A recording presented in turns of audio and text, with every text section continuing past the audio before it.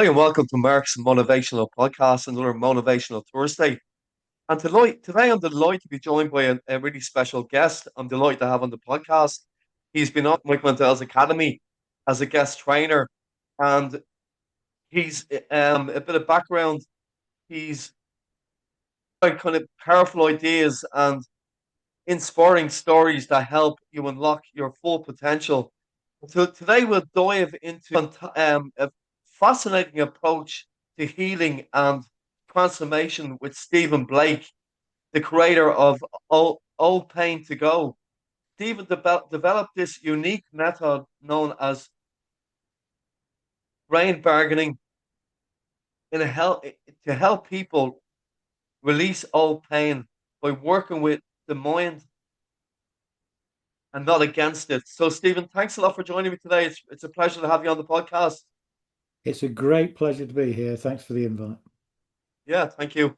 So we'll probably start off the podcast. If you wouldn't mind telling the listeners a little bit about yourself and how you started off in this field would be a great place to start. Okay, I hurt my back at the age of 8. Was complaining about it to doctors by the age of 16. By the age of 38, I was in a very poor state and had to change careers because I was in the construction industry and had to get out of it. And I ended up in teaching and sales and lots of other things. And at the age of 38, I was told I had ankylosing spondylitis and arthritis of the spine. And when they said it, they also said, but it's no more than we'd expect for somebody your age. And I was 38. So it was all a little confusing. And then when I went back to see another doctor trying to get a sort of different slant on it, he said, well, I don't know what you're doing here moaning about your pain. We all got back pain. The spine isn't designed to be upright, and it'll be another 100,000 years before everybody stops moaning about the pain because it will have corrected itself, which is total rubbish, and I know that now. But that meant for the next 20 years, I avoided the doctor unless I absolutely needed to.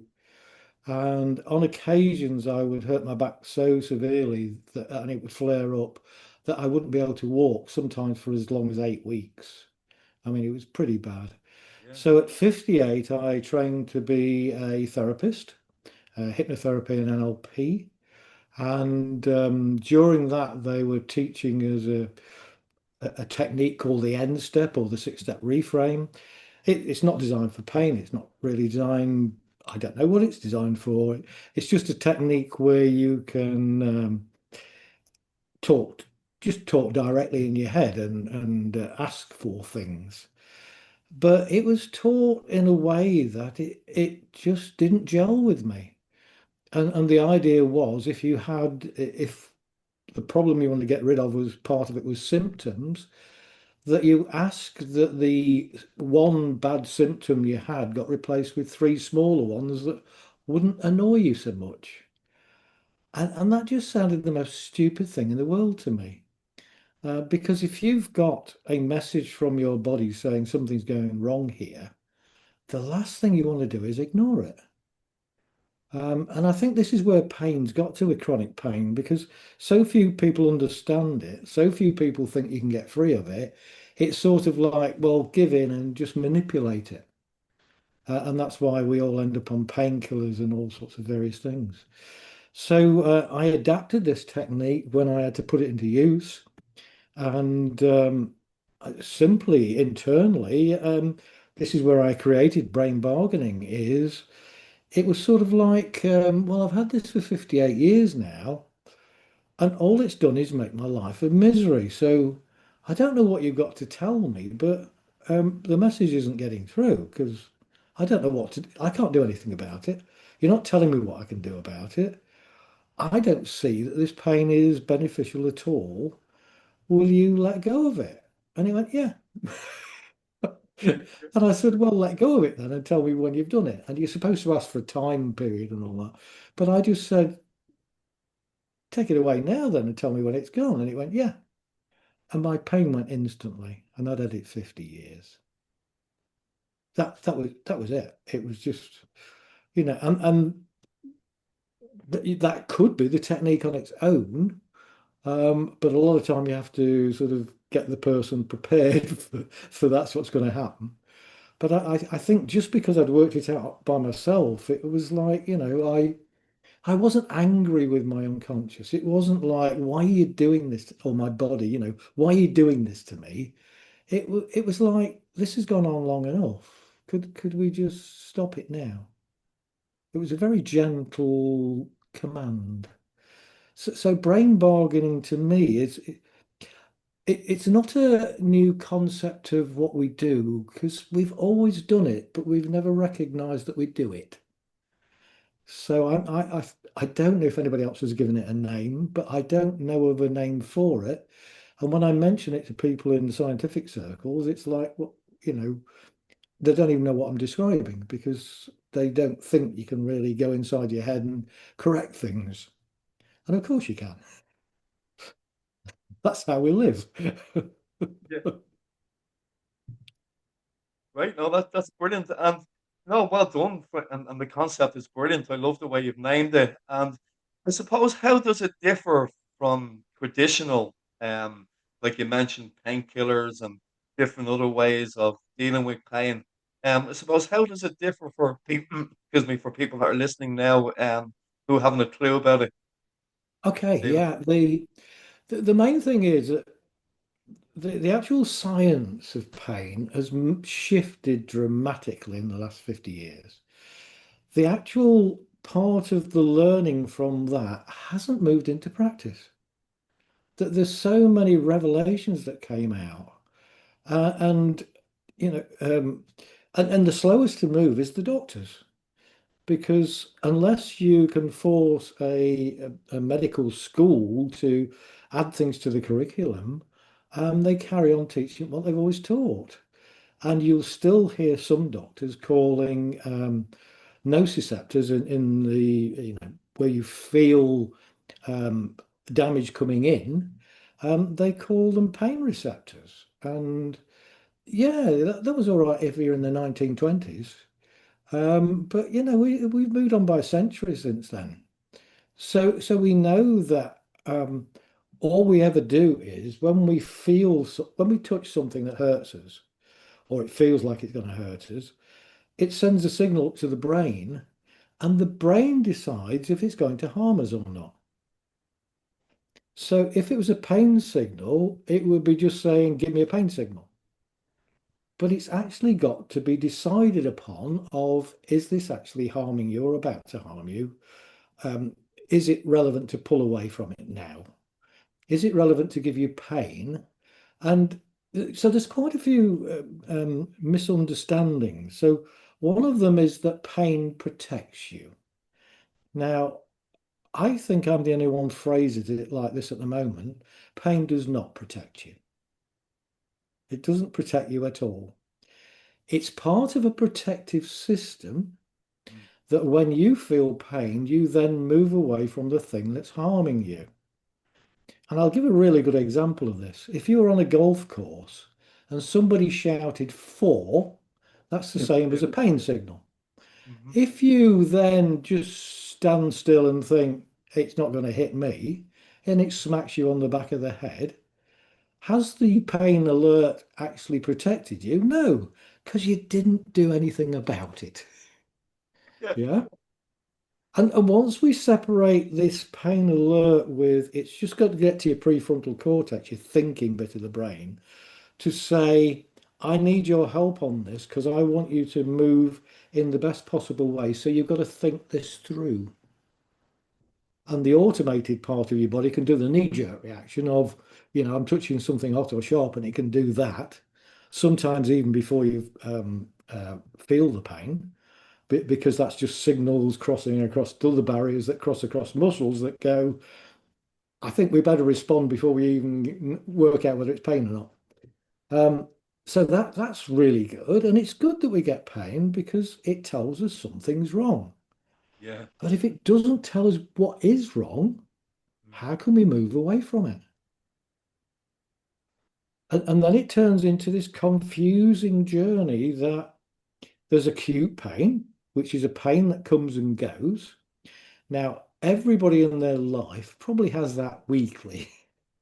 something they do where they kick the foot of the bed without their slippers on and they go, "Oh, I have to remember that foot's there."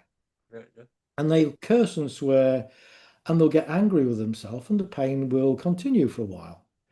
But if you actually say to yourself, I won't be falling for that one again. That's the last time I ever kick that. The pain goes down really quickly because it's saying, you keep doing this. Have you not learnt your lesson? But as soon as you say, I've learnt my lesson, I know there's a thing under there, and I won't be doing that again because it really hurts. It goes, okay, I can lower the pain down. You don't need to keep it. So it doesn't even have to be old. It just has to be not needed anymore, that message. So once we see it as a message, it's ideal for what it does. So with acute pain, it comes and goes in 12 weeks. If you've got severe pain and the brain knows what level of pain to get you to take action. So if it gives you severe pain, it's actually saying get to the hospital. And you become aware that that's the only good outcome here. But there might be 10 different ways of getting to the hospital. And so it has to bring it to this prefrontal cortex to say, how are you going to get to the hospital? What's the quickest way? And you might go through, well, I'll drive myself there, but you could faint because you're losing a lot of blood. That wouldn't be good. Oh, is my neighbour in? How long will it take for a taxi to come? Am I near a bus stop? It's very clever. So it gives you a level of pain that either makes you put a band-aid on it or go to the doctors or go to the hospital. And then, of course, you get a professional looks at it. And we can only work on people after the first 12 weeks, because after 12 weeks, it's not considered acute pain anymore. It drifts into chronic pain. The pain does not change. Nothing has happened to that pain. It's just got a different name because chronic means long-term pain.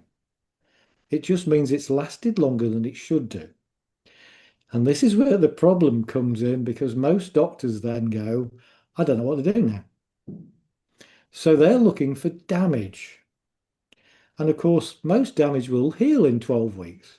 Even a broken bone heals in about 7 weeks. yeah. So if you've still got pain after 12 weeks, there's something in your brain that says the threat is still there. Now, if you fall over and break your elbow and the bone sticks through, you know exactly what the threat is. But if your elbow hurts for more than 12 weeks and you can't find anything wrong with it, then there is another threat that it can't tell you about because it's too complex. And I'll come back to this complexity. It's too complex for your brain to tell you. So it might use your elbow as the point of focus to say, I have to give you pain because I've got to bring this awareness to you. So I'm going to bring the awareness to here.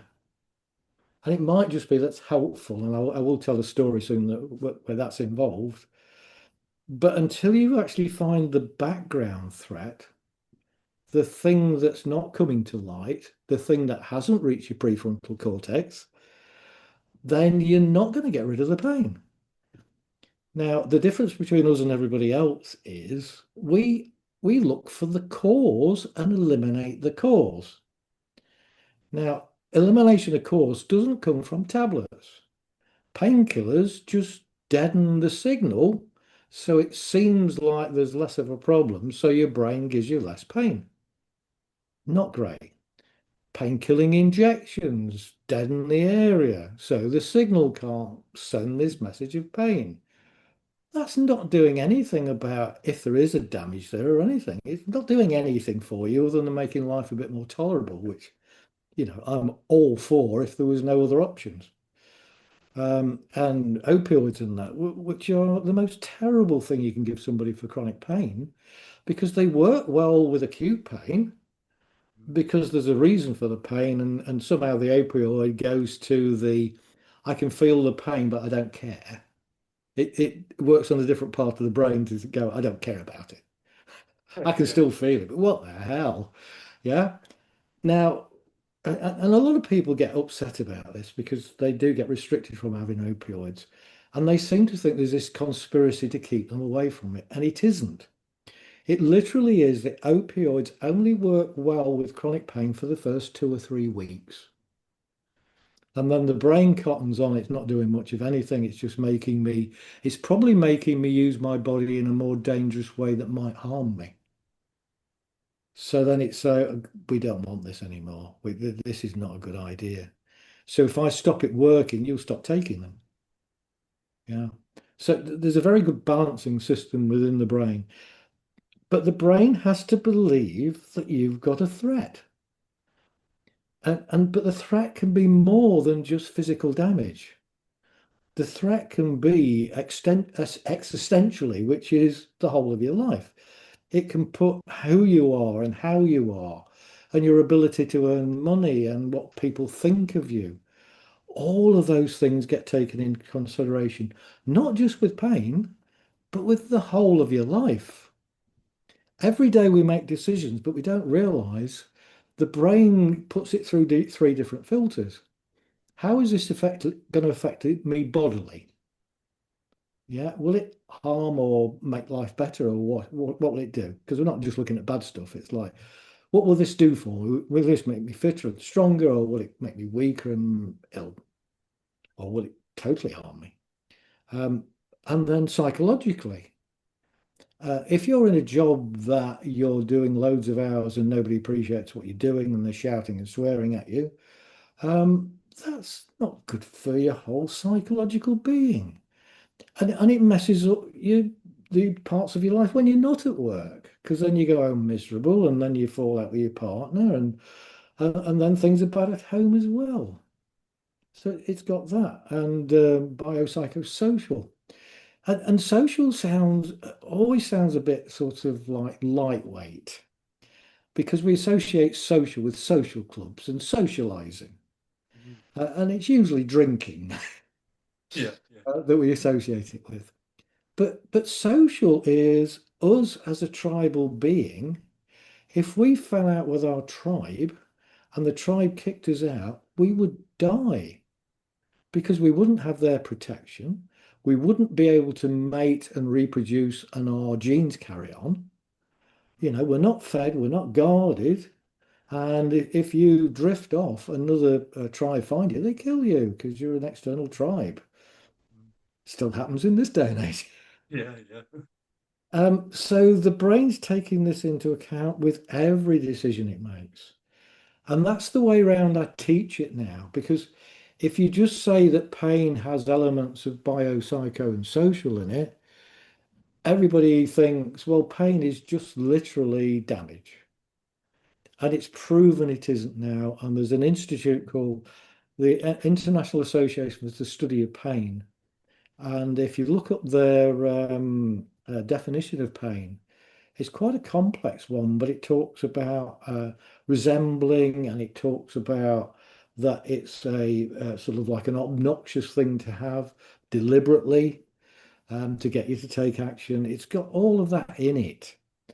And now that we're working to that and the whole world's sort of moving over to working with this biopsychosocial model and this new indication of what pain actually is.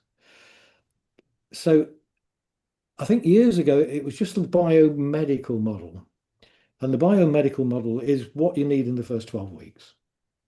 You need a professional who analyzes what's going wrong and can work out if it's something far more serious than what it appears to be.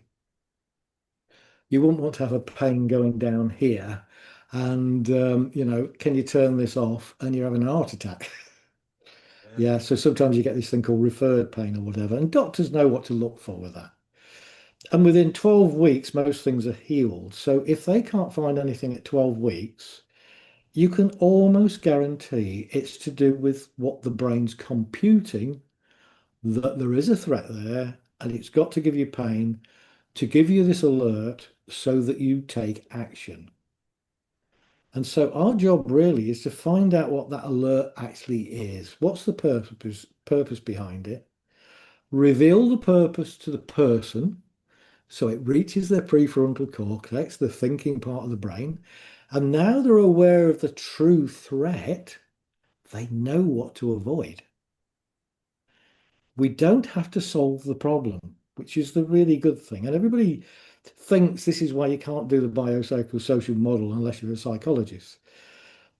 And you don't have to deal with the threat. You don't have to deal with their past history and their traumas. You literally, if somebody had a traumatic early start in life, but the pain didn't come on till they're 30, we want to know what triggered it off at 30. It's nice to know the background as well, but sometimes that brings in, well, I've got to help them mend that bit as well and that bit as well. And not everybody can do that. Very few people can do that. So we found a way of literally talking with people and a conversation like this, where it's a bit guided because we know where we want to go to with it, Yeah. but we ask the person a question about, in fact, I think you're going to ask me about a session. So if we just nip to the session, so within a session, it would start with, do you want to be free of pain? Yeah. Yeah. And look for that enthusiastic yes. And if I get a that'll be all right, it's sort of like, I don't think this is going to go very well. So Yeah. I would talk to them about it. But once you've got past that, then I give them like 10 minutes breathing space. And I say, look, if they come physically, it's like sit down, there's the toilets and all that, here's a glass of water. While you sat there, I'm just going to tell you about how pain works. And then I tell them in general how pain works. So they start to understand that I'm going to talk about the brain. I'm not going to be just focused on where they feel the pain. And it might be something entirely different. And they're sort of open to it. And then we start the next bit with, well, briefly tell me about what your problem is. But we do it in such a way that they can't reveal the 2 hours worth of detail they want to give you. They feel under pressure to condense it. And consciously, you can't do that because you literally have to sit down, put it all on paper, and then go, well, I don't think that bit's relevant, and I don't think that is. And the fact that I went to the doctor's on the Tuesday, do I need to tell him that? You can't do that in your head, but your unconscious can go straight to the point and go, well, I've been trying to tell you this. So I'm going to present in your head a scenario that's going to come to light, and you're going to go, I don't know why I'm telling you this. But my Auntie Doris, when I was 6, and they tell us this story. And the very fact that somebody says, I don't know why I'm telling you this, means it's their unconscious prompting them. Because consciously they're saying, what the hell's the relevance in this that I'm about to tell you? This is stupid. You've asked me to tell me you briefly, and I'm now rambling on about my Auntie Doris when I was 6. But everything they tell you in the next few minutes is totally relevant. And so we quickly get to the point. So I can even train psychologists who know a damn sight more than I do about brain, and even neurologists I've trained. But their thing is to find out every problem the persons have, get a massive picture of it, and then deal with it. And that can be 2 years worth of work. Mhm. But if you only gather enough information for why did the pain come on, you can deal with that. And as soon as you present, here's the real threat, and then the person now has options to deal with that because now they know what they're dealing with. So it's not the bogeyman round the corner that might leap out. They know which bogeyman it is and when he's there and when he's not. Yeah. So it changes. So we can get people out of pain instantly without having to resolve this background threat that still lingers there. That's the beauty of the system. So we're always dealing with the cause. We're never trying to nullify the symptoms. We're not trying to dial down the symptoms. We don't do anything with the symptoms other than ask that the brain rethinks this through and recalibrates the level of pain it's giving you, which it thinks is protecting you. Now, virtually any conversation you have where you give them those new details, it will take all that in account. So even when we can't fully get people out of pain, it will get a massive reduction. It won't just get a slight reduction, it usually gets a massive reduction because it takes all this new data into account that it didn't when it first gave that pain level. So it's been running like a level 8 for 10 years. And now it gets this new data and it goes, well, I think they need a little bit of pain left to stop them doing something stupid, but I think a 2 would do it. And so that's what happens. And it's immediate. I mean, it's just, well, usually. Now, for I've actually had this said to me, I can't believe it can go just like that. And I go, well, would you like it to take a bit longer? And they go, yes. And I've had to help people keep it a bit longer Well, because that would satisfy their this is good. Whereas if I force them into no, it's now or never, they would probably not lose the pain at all. So you're always going around what the person wants and what they believe and everything else. And we're having to change a few beliefs along the way. So we've got to be very careful of how we do it. And some of the stories I tell, they might seem exaggerated, but it wouldn't be good if I exaggerated anything because I teach professionals like yourselves and doctors and physiotherapists and neurologists and all that. If I say anything wrong, they won't even come to me. And my income comes from training. So I wouldn't get anybody through the door. And then if I trained them and then they saw it was nothing like what I promised, I would get some terrible reviews. And I can't remember, I don't think I've ever had a bad review from anybody. And people are still blown away, even though they expect a lot, they're still blown away by it. Yeah, it's strange. yeah, no, I love Stephen what you were saying as well before about which makes a lot of sense. You know, if somebody has kind of a pain and for a long time and something else happens, like another pain comes along, they've no way of knowing that that could be serious. Do you remember that kind of thing, like where like it's kind of masking something that could be even serious, more Yeah. serious behind that? But when I first created this, that was the big point we always said, well, put that across. If you can't find the story or anything else, just put that across. So what Mark's saying is if like you've got an 8 out of 10 pain in your back and it's fairly widespread, um, it's now alerting you every day to the fact you've got a back problem that you know about. And if you then grew something different, like a tumor on your spine, it would have to get to a level 9 to be noticed. So we put that sort of logic back into them just by talking, because there's no trance or anything. Just by talking to them, their brain goes, oh, bloody hell, I hadn't thought of that.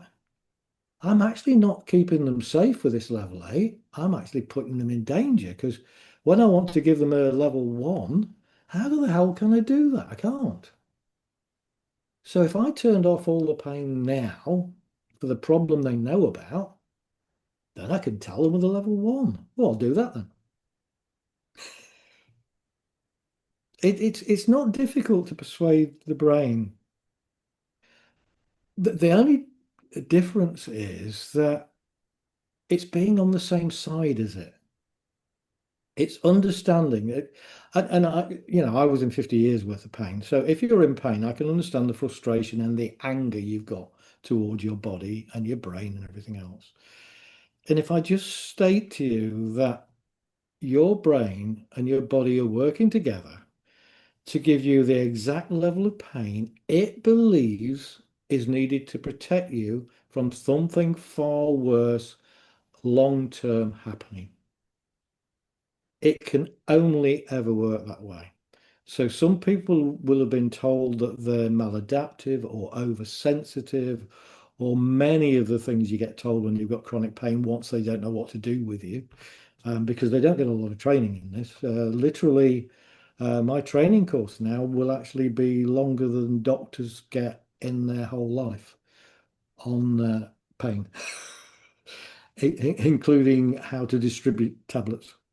Um, so, so you've got the automated part processes of your brain that are very good at looking after you, and it's looking at in a way that says, do I need to put you into fight or flight, or can you relax now, or what do I need to do now? It's doing that constantly. And some people are constantly in a state of fight or flight. And you can't have your nervous system like that. You've got your sympathetic nervous system and your parasympathetic nervous system, and they have to have a bit of a balance. So one is rest and relax, and the other one's like fight or flight. And you can have bits in between, but you can't just keep doing this bit. Okay. And if you do, it pumps out the wrong chemicals and hormones and everything else. So you get this other thing going on that your thoughts make the chemical factory. And if you're thinking about what can go right and what you can do in the future, it solves problems for you and it makes your body fit for what you're going to do in the future. And if you just think like I'd given up on it, it's like I've got this for the rest of my life, just got to put up with it, and you're miserable and everything else, and you start thinking about all the other things that can go wrong, it gives you that. It really is, you start to manufacture the life that you're living. So just by changing a few things round, you can actually start to that would improve on its own.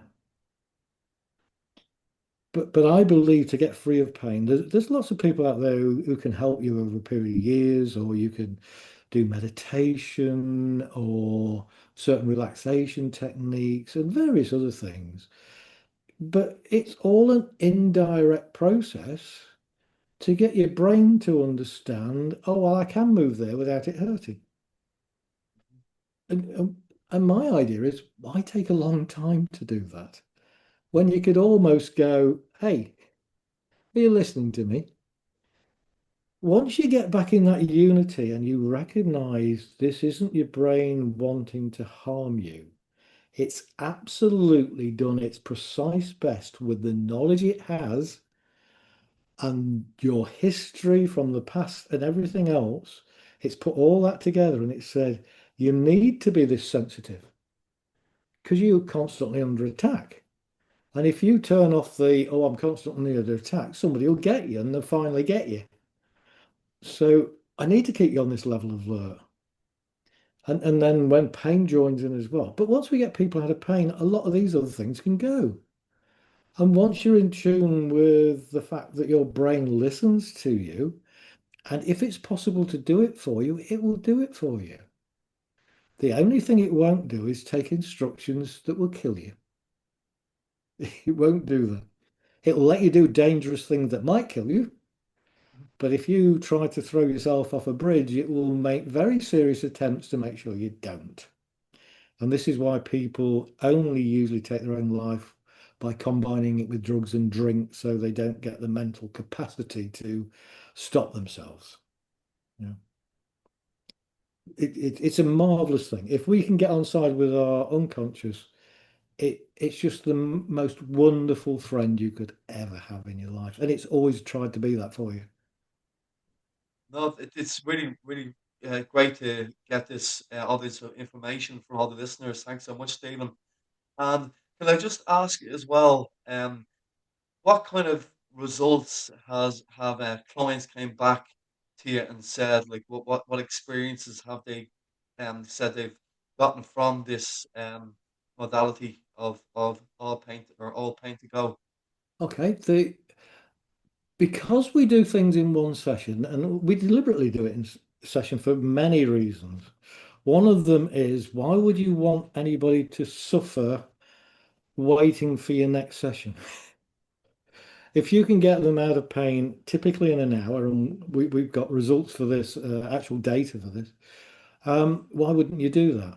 But also, there's everything else. It's quite overwhelming in an hour to go from there's no hope for me, I've been told this is for the rest of my life, to, oh, perhaps there is hope, to, oh, I can feel that this might work for me.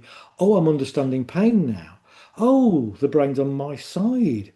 Okay, this person is very knowledgeable. In fact, more so than everybody else I've ever worked with, where it never worked. I think it might work. And then it works. And so usually the life has changed the moment the pain goes. And we do it in such a way because there's two ways of getting rid of pain. One is like the placebo effect, which is there's a modulation system in your body.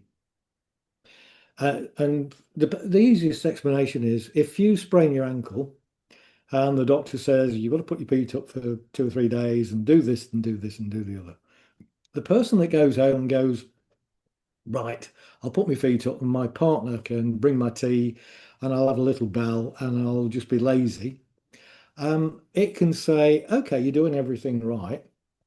I'm going to turn your pain down. And somebody who goes home and might not have a partner or whatever and has to do things themselves and they keep getting up on their feet, um, it obviously gives you pain when you put pressure on it.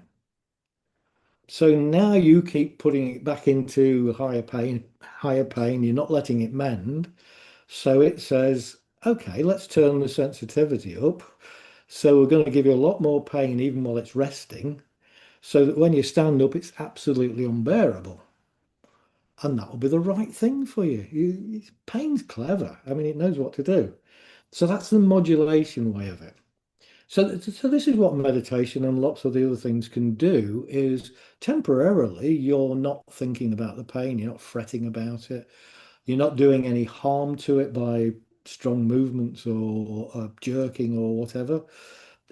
So it says, let's modulate it down a bit. I think they're doing the right things here.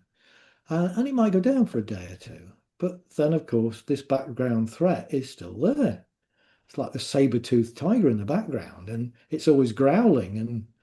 And how can you meditate if you've got a saber-toothed tiger leaning over your shoulder and you can smell its breath? Yeah. So I compare it that most other treatments, it's almost like the difference between an old-fashioned store. Can you remember the two Ronnies? Yeah, yeah. You go in and you ask for something, and they've got it in the shop, and they take a little bit more information from you, and they go, "Oh, do you mean this, or do you mean this? Oh, I think you need this bigger one than that." Yeah, so they come back and they put the right thing on the counter, and it's done with. Compare that with a modern day checkout. Yeah, and this is all the meditation and all the other things that you can go and do. Somebody says that's a good idea to do. They might even show you a program of how to learn it. But you have to go to the checkout counter and buy something you're not quite sure what you're buying, and then go through the process of trying to teach yourself how to use the till. You, you know, if you're going to help people, help them get to the ending. Hmm. Don't help them get somewhere near the ending and going, but you know best. And I think it would be very difficult for somebody to find their own background threat because if they know what the background threat is, they won't be in pain. Yeah. The only reason they're in pain is because they can't find out what the background threat is. This thing that's already harming them, and the brain must think it's already harming them, not it's going to in the future. And that's the other aspect. The brain doesn't really know the difference between past, present, and future. So if we look back at past things that hurt us, it's like it's happening again. If it's happening in the current, it's happening in the current. We see it as current. But if we also nip to the future and we're planning to do something that will harm us, the brain thinks you're doing it now. And it will give you the pain now rather than let you do the thing that's going to harm you. There's so much you need to understand for this. And that's why we train for like 30, 40 hours.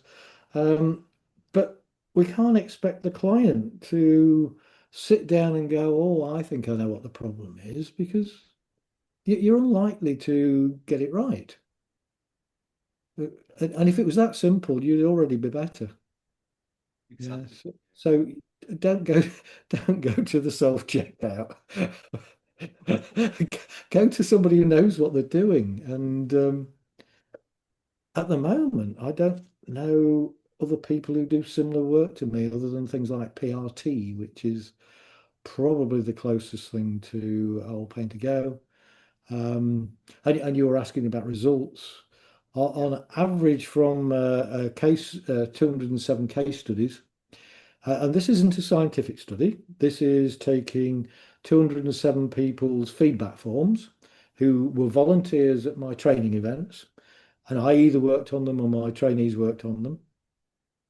And from those 207 people, none of these took over an hour. In less than an hour, 76% of the people who came left totally pain-free. The other 24% that left with some pain, it was reduced on average by 78%. These are amazing figures. The closest to us is PRT. Their record, and they do have scientific backed records, is 66% reduction in pain, which I believe they class as a 0 to 1, and ours was a strict 0, and that takes 8 sessions to do. So it's really that we're so focused on, by the end of this, we're going to get you through of it.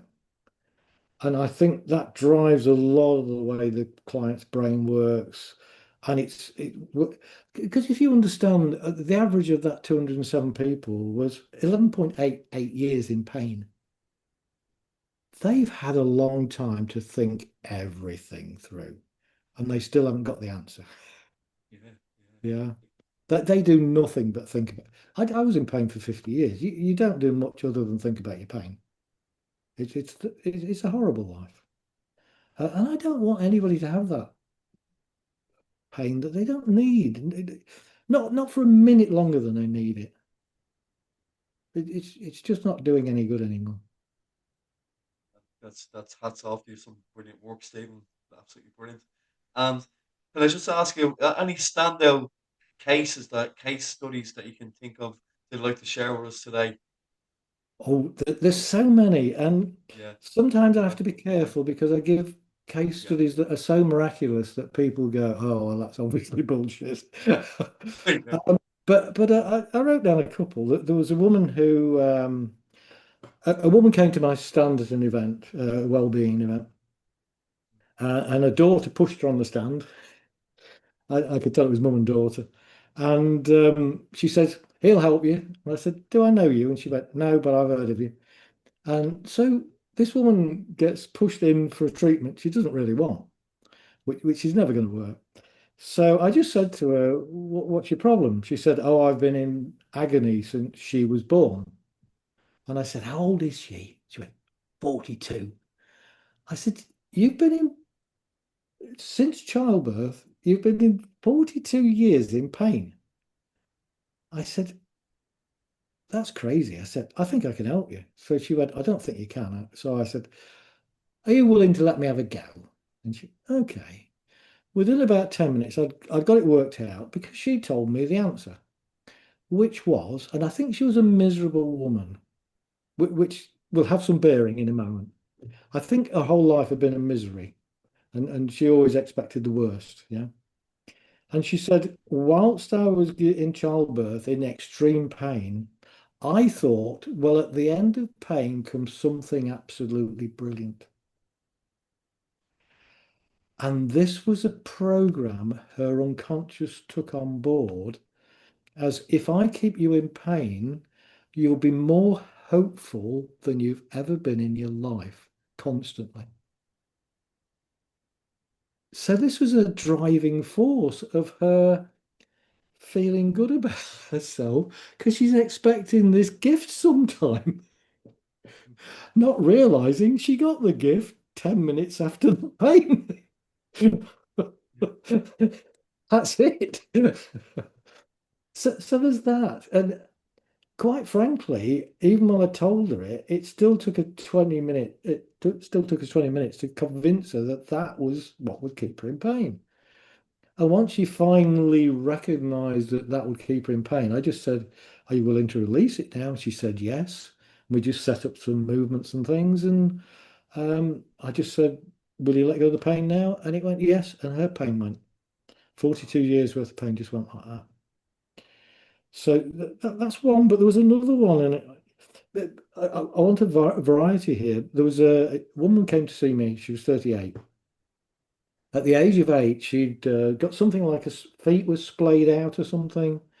And so they put her in, I don't know if they still do this, but they put her in traction to sort of pull everything round. So she would grow for a few months and everything would right itself. So she gets the all clear from the doctor. Her mum's come to see her. The doctor comes around and says, "Oh, she got the all clear now. She can go home today." So the doctor leaves. The mum says, "Oh, we're going to get a suitcase out of the car so we can get you packed." The nurse leaves. The little girl, 8 years old, jumps up and down on the bed with glee. I'm going home, no more. And she gets nearer and nearer the edge of the bed. One foot goes off the edge of the bed. She hits her hip with absolute agony. She stayed in that agony for 30 years. And when she tells me the story, she said, "You're the first one I've ever told." I said, "Why?" She said, "Well, I was embarrassed." I said, "Okay, so your mum might have been cross with you. They might have kept you in a hospital, which you wouldn't have liked." I said, "But your mum would have forgiven you and understood because you're just 8 years old. Do you have kids yourself?" And she said, "Yes." She said, I have an 8-year-old daughter." And I said, "Does she do stupid things at times?" And she said, "Of course she does. She's 8." I said, "Would you forgive her?" And she said, "I always do." I said, "Well, forgive yourself then. You did something stupid when you were 8. You've had 30 years worth of pain. Do you think you've had enough? Yeah. If it was a punishment, that's an extreme punishment. Will you let go of it now?" And her pain went.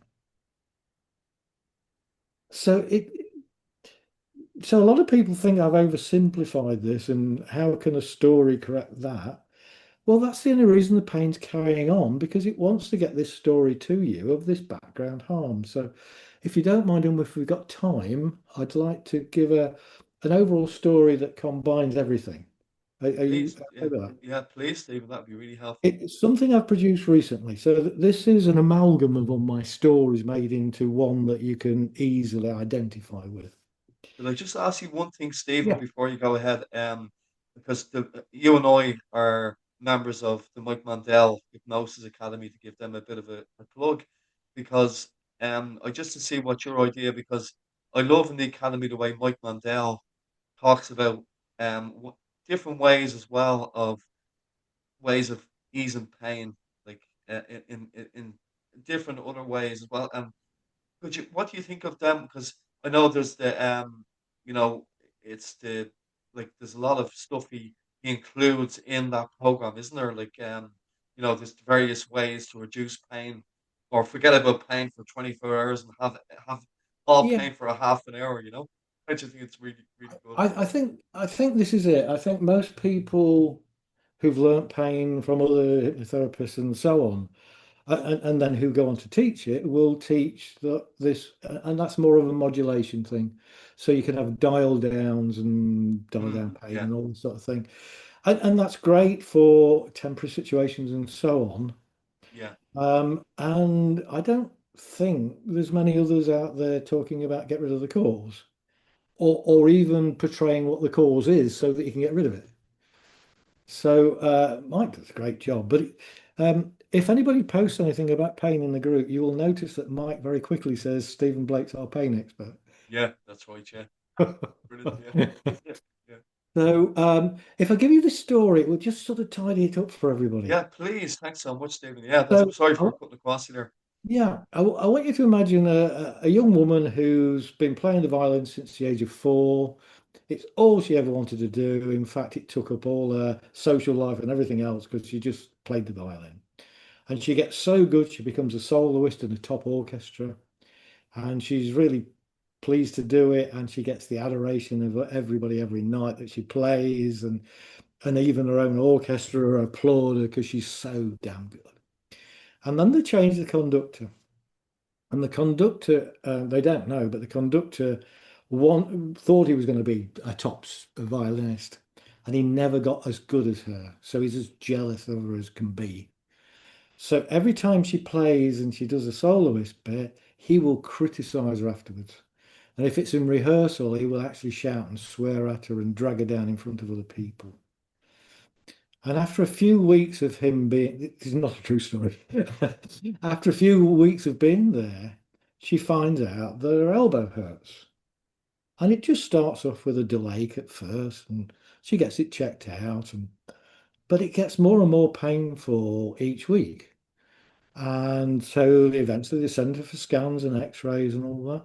And they end up with the only way she can suppress it a bit is to have a bit of a bandage on it. Now, of course, you can imagine as a violinist with a bow hand, it's now not working quite in tune with and the speed and the timing and everything else. And so she ends up being dropped down back into the orchestra itself and no longer a soloist. Now, as far as she's concerned, she's got a pain in her elbow that she doesn't know what's causing it. It's never going to go away because it's now chronic pain and nobody knows what to do about it. And she's focused on this. She can't get away from this conductor because if she moves to a different orchestra, they'll say, well, you're not good enough to play in our orchestra. She won't be a soloist again because she's got this pain in her elbow. Now, if she came to see me and told me the story that this pain came in, she hadn't banged it, she hadn't done anything, she's had scans and x-rays, and I said what was happening about the time it started. Oh, that's when we got Fred, our conductor, who came in. Oh, he's a nasty piece of work. He shouts and swears at me. You see, she's got a chance of losing her whole livelihood. She's lost her confidence. She's lost her ability to play. She's losing everything she's ever dreamed of. And she doesn't know how to stop it. And if I can point out, well, the conductor's the background harm, it is harming you. It might not be harming you physically, but your brain had to give you an indication in some way that would get you to do something about it. Now, at first, it provided protection because when you weren't quite as good at playing the notes, it took you out of the spotlight and back into an orchestra with seven other people playing. So now it was unnoticeable if you played a slightly bum note. Whereas when you went the soloist, spotlight's on you. Yeah. So it took the spotlight off you. But now, if I get you out of pain in the next hour, you'll recognize now that you can do something about this. You could change orchestras. You could report the conductor to HR and say, this man is a nasty piece of work and I could sue you. I could leave and sue you, and that would cost you millions. She could get all the other people in the orchestra to gang up against him and force him out. All her options are open again. But she doesn't have to have gotten rid of him for the pain to go because the pain is in her elbow and it was an indicator of him. Now she knows it's him. She doesn't need the pain in her elbow. She can go back to being a brilliant soloist again. And that sort of wraps up how it works. Obviously, not everybody out there is a superb violinist, but this is how it works. You might have a job that's killing you from the hours, the abuse, the lack of recognition. That's killing you, but in a slow way. It's like death by a thousand paper cuts, just making your life more and more miserable by a little bit every day. And we don't tend to move away from things until they hurt us. We'll put up with things, put up with things. Well, it's not all that bad. And you hear this in relationships. Well, he doesn't beat me like like most guys would, you know. So this is what's going on. Everybody's looking at this bit, the foreground hurt, and you're deliberately provided with that pain to get you to recognize that this background harm's going on. But it hasn't reached your prefrontal cortex yet, or else it would have gone away. Yeah, That's a great analogy, Stephen. Yeah, that makes it's a lovely one. Yeah. yeah, yeah, because it really explains it for everybody. Yeah, that's really really good. Now, Stephen, thanks so much for coming on, and I'm going to share all your links as well to your course on the show notes for everybody to check out. Okay. Make sure you check Stephen Blake whole pain to go, and it's there's another your new there's a new name for your company as well, isn't there, Stephen? You want to Yeah, we've over the last 2 years, we decided that in order to get as many people as possible out of pain, We really went back to square one and redesigned it um, to be professional because we want to bring in more and more doctors and physiotherapists, hypnotherapists, all sorts of people who currently can help people a bit, but not always get them out of pain, or and particularly physiotherapists because they work really hard and for a long time on somebody to get the body to recognize it doesn't hurt when they move there, which updates the brain. But they don't recognize that, or they believe that they might have to train to be a psychologist, and that's 4 years and I haven't got time. But in a few hours, we can teach people how to extract just enough from that person. So you're not frightened that you've raised something that, oh my God, that's going to make them worse. I've raised up their relationship or something, and that's going to terrify them. You're literally dealing with the aspects of it that deal with the pain. And it's not difficult to do. You just have to have a great understanding of how all this happens. And the fact that the brain is incredibly clever and it's on your side. Yeah. So I rarely give treatments myself now. So most of my, well, all of my income comes from training. So I'm t teaching people. We've developed this thing so it's in 5 different time zones. And we've also made it accessible. So most of it is pre-recorded so you can download it straight away and get on with it. And if anybody is looking for a treatment, they're nothing to do with us, the people we put on the site, but we put all the names and addresses of people who want to be on the website available for treatments who we've trained. We don't get a feedback from it or a cutback from it or anything. And we just know we've trained them and here's their address and get in contact. And so if anybody wants a treatment, just go onto the website and look at the map and you'll find somebody close to you, or it doesn't matter with online. It can be anywhere in the world if it's a time zone that suits your time zone. Yeah, I'm happy that I'm a member now myself training, so that I'm really happy with that as well, Stephen. Yeah, yeah. So Oh, you'll be in there. You'll be on the map soon. yeah. And I just one last thing that comes to mind. I was listening, like you'll find this out guys when you do the training. But for instance, when you were talking about people that come in with not physical pain, maybe some kind of anxiety or stress, you can kind of say to them, "You can put that aside for now, and we can deal with your physical pain." Would you mind just explaining that a bit? Because I think that's really Yeah, good. So you're not going to be like you kind of alluded to earlier on. This won't take like hours and end, but you can actually just go for the yeah. for the physical. We need to avoid that because if you tell people lots and lots and lots of things, there's lots of things for them to consider and decide. And at some point, you'll hit something where they go, "Oh, I don't agree with that." And they might then think, "Well, I don't agree with that other thing either then." So the less said, the better. So typically, the easiest people to work with, and it sounds crazy, is people who've got arthritis, because with that, really, it is just a matter of they can't do anything about it. They don't need an alert anymore. So if they remember they've got arthritis, they don't need a daily reminder that they've got arthritis from pain. Yeah, yeah, So they're the easy people. And then we get the right into the extreme people who somebody might have been abused when they're 6.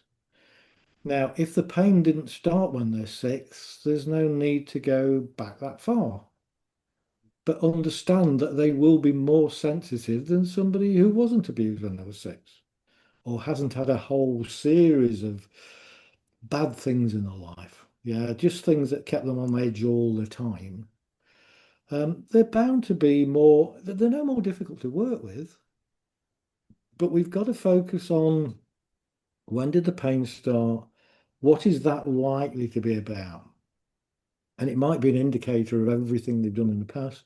It might be an indicator that because they've had many, many things go wrong in their life, that tends to make people pleasers, that they carefully look after everybody else. They don't particularly bother with themselves because if they didn't please the other people in their life who were responsible for them at an early age, then some harm came to them, whether it was verbal, physical, or sexual. And typically, the sort of person that we're talking about who does that to a child is also variable. So you can't actually say, oh, they're in a good mood today, I'll be all right. They suddenly flare up and you're still not all right. So you have to be constantly on your guard, on your guard, on your guard, on your guard. And no wonder your system gets sensitive. It just wants you to be able to run, spot it earlier so you can run or fight or do whatever you need to do. It's a very natural process. So once we understand our body's not got anything wrong with it, yeah, once you've been checked out for all the physicality of things, and there's also people who've seen scans and things. I think it should be illegal to show you a scan of your body. It should only be for trained medical people because most people who are trained will look at it and say, well, that's no more than it would be for your age, which was what was told to me. But that had no meaning to me. If somebody told you you've got a bulging disc and we might have to operate, you now think you have a fault there because they're going to take a bit of your body out. And having bones fused, that never works. It's not a good idea. Um, there's so many operations that take part for no reason at all, other than surgeons think, well, if it hurts and I remove it, it won't hurt anymore. And that actually proves that a lot of surgeons don't understand that only the brain generates pain. It's not generated in the part of the body where you feel the pain. And yeah, I was going to finish off, but it's a quite a bad story. Yeah, no problem. I'm training somebody, and they happen to be a nurse, and she tells me a story of a young lad that they've got on the ward, about 13, and he's got pain in his wrist. It's very severe, and it's really distressing him. And it's been going on for a few years, and they've tried a few things. You know, when people say they've tried everything, they haven't tried everything unless they try something new. And so they decide they're going to operate and take his hand off at the wrist. So they do that, and which can work out badly because then you can have phantom limb pain. So they took it off, and the next day the pain has gone in that end of that arm, and it's moved over to this hand. So then they have a debate about taking this hand and wrist off, and the nurses are absolutely against it because they can't see the logic of it. But the surgeons win, and they remove his other hand and wrist. Now, even an idiot, if you said, well, there's a problem here and we took it off there and it moved to here, you would recognize there wasn't a problem there. Mm. It's Yeah. here in the automated part of the brain that thinks it needs protecting from something. And I weep when I hear stories like that because I know if I'd got to them first, they wouldn't have lost the first hand. Logic, isn't it? Yeah. It's to me it's just crazy. So I, I'm I'm full of love and care for everybody, but I'm also full of this illogical sort of people who really should know better, people who are far cleverer than me, who've trained for longer. But I do now have 14 years full time of getting people out of pain. And that's experience that I don't know anybody else with. There might be thousands of us out there, but I don't know anybody that is. And I write science papers and I do all sorts of things. I read science papers, and none of that's even hinted at in there. Nobody talks about resolution of pain. It's all about managing it and coping with it and dealing with it. There's even whole programs on live better with pain. And I write things underneath like, wouldn't it be better if they lived better without pain? Yeah, makes sense. Yeah, yeah. So Because I do annoy a lot of people at yeah, times. yeah. I love the way you were saying there as well about you used to kind of do it as party tricks at the start, like before you kind of Sorry, I missed that. You went a bit quiet. oh, sorry, when you said before that you used to kind of when you when you came up with this idea of force, you kind of use it as party tricks at parties and stuff like that. Yeah, Yeah, when you were starting. Yeah, I, yeah, it, I didn't see a method of, Mm. I didn't, I didn't even want to commercialize it. It was, I could get somebody out of pain by talking to them for 10, 15 minutes. And I stopped people in the street. If somebody was on crutches, I'd look at the expression on the face, and if they were in pain, I'd say, is that a recent injury?" Or and they'd say, no, I've had it for 3 years or whatever. And I'd say, "Are you in a lot of pain?" "Yeah." "Have you got 10 minutes?" And I've literally had people leave me at the side of the street waving the crutches in their air. And I never talk. Now, this is the funny thing, because you think, oh, I'd earn a fortune or I'd do something. I never even told them who I was.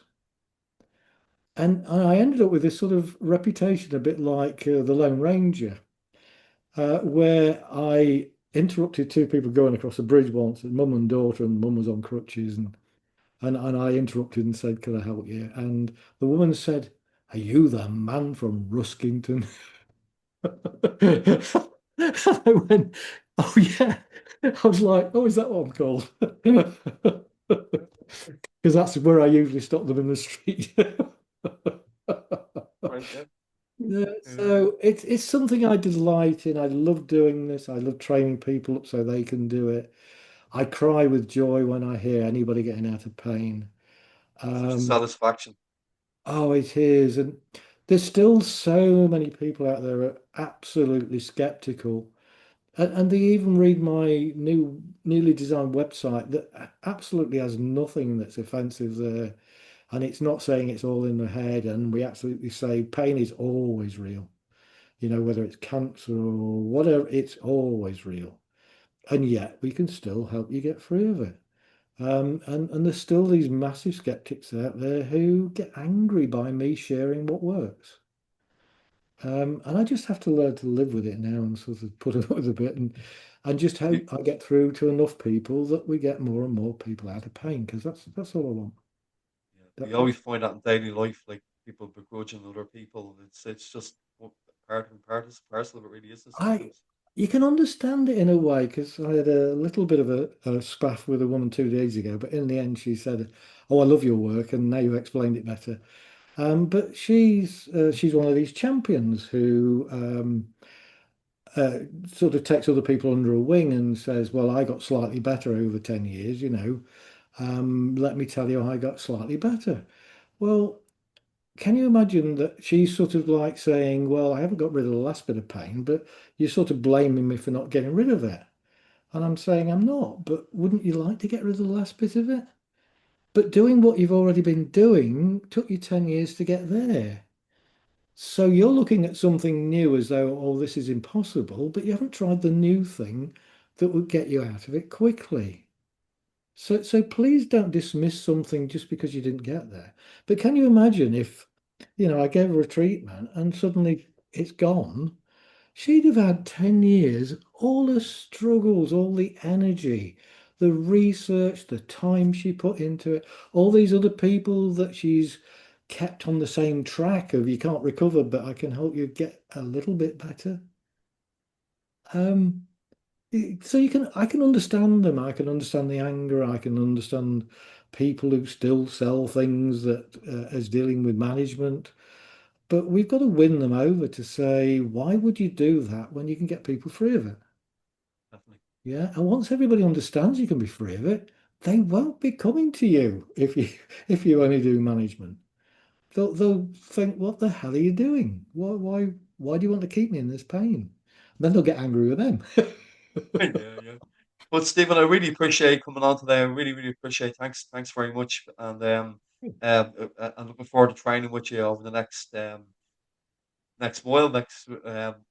How long does the course take altogether? Just Well, we're just tidying up all the loose ends, but we think there's about 35 hours worth of actual tuition in it.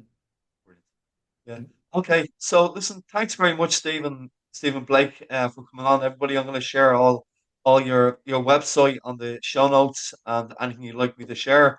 So everybody, make sure you check out what I'm going to put in the show notes. And once again, Stephen Blake, thanks a lot for coming on and sharing everything tonight. It's been absolutely wonderful. Thank you so much. Yeah. Thank you. It's been a pleasure. Thank you. Thanks very much. Thanks, Thanks. guys. Good night.